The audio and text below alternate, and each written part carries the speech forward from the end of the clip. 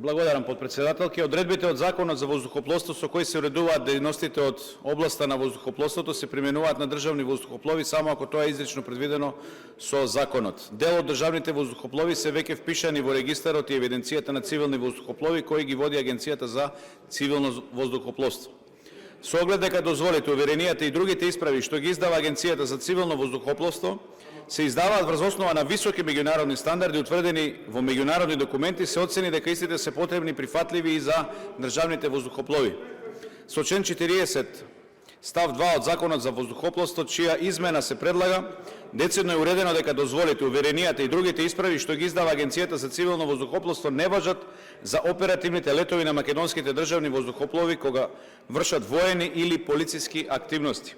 Имајќи предвид дека оперативните летови на државните воздухоплови се уредуваат со подзаконски прописи, донесени од надлежни државни органи, основана е потребата важењето на дозволите, уверенијата и другите исправи што ги издава Агенцијата за цивилно воздухопловство да се регулира со подзаконски прописи, наместо истото да биде предмет на уредување со законска регулатива.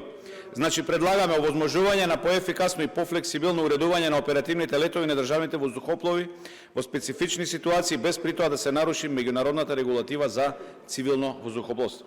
Предлогот на закон за изменување на Законот за воздухопловство не предвидува финансиски импликации врз републичкиот буџет. Бидејќи станува збор за необемен закон, предлагам истиот да се донесе по скратена постапка. Благодарам.